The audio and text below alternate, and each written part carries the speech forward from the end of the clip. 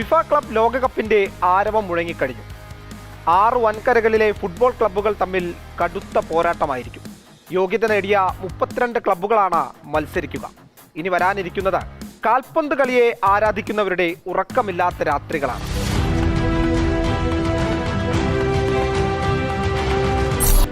ാണ് ഫിഫ ലോക ചാമ്പ്യൻഷിപ്പ് ആരംഭിക്കുന്നത്. ഇന്റർ കോണ്ടിനെന്റൽ കപ്പിന് സമാന്തരമായിട്ടാണ് ഇത് അവതരിപ്പിക്കപ്പെടുന്നത്. 2005 വീണ്ടും ഈ ടൂർണമെന്റ് ഫിഫ ക്ലബ് ലോകകപ്പ് എന്ന പേരിൽ പുനഃസംഘടിപ്പിക്കപ്പെട്ടു. പിന്നീടത് കായിക പ്രേമികൾ ഏറ്റെടുത്തു.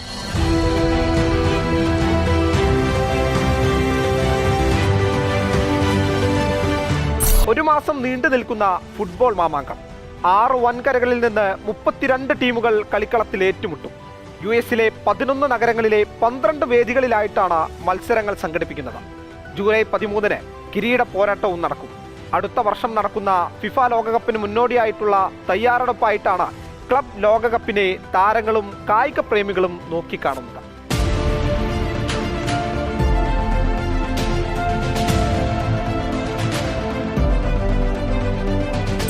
ആദ്യ മത്സരം തന്നെ ഒരുപക്ഷെ ചരിത്രമാകാൻ സാധ്യതയുണ്ട്.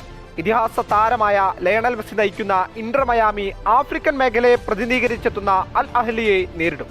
എന്തായാലും കായിക ലോകത്തെ ചൂടുപിടിക്കുന്ന ചർച്ച ക്ലബ് ലോക ചാമ്പ്യൻഷിപ്പിൽ ആര് മുത്തമിടും എന്നതാണ്.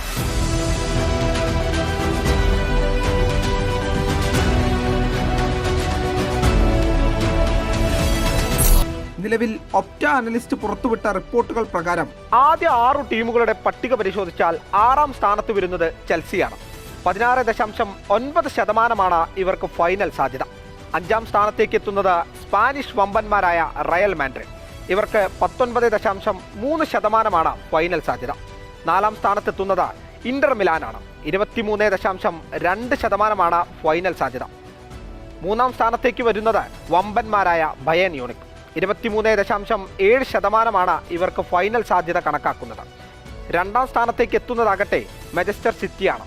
29.6% ഇവരുടെ ഫൈനൽ സാധ്യതയായി കണക്കാക്കപ്പെടുന്നത്. ഇനി പറയേണ്ടത് 1ാം സ്ഥാനത്തേക്ക് കണക്കാക്കപ്പെടുന്ന യൂറോപ്പിനെ അടക്കി ഭരിക്കുന്ന ഒരുപക്ഷെ ലോകത്തിലെ ഏറ്റവും മികച്ച ക്ലബ്ബുകളിലൊന്നായി കണക്കാക്കപ്പെടേണ്ട PSG ആണ്. 30.9% PSG ഫൈനൽ സാധ്യത കണക്കാക്കുന്നത്. എന്തായാലും കണക്കുകളെല്ലാം വെറും സാധ്യതകൾ മാത്രമാണ്. അതിനപ്പുറം പല അത്ഭുതങ്ങളും സംഭവിക്കാം. ഇത്തവണ കപ്പിൽ ആര് മുത്തമിടും എന്നുള്ളത് കാത്തിരുന്നു തന്നെ കാണാം.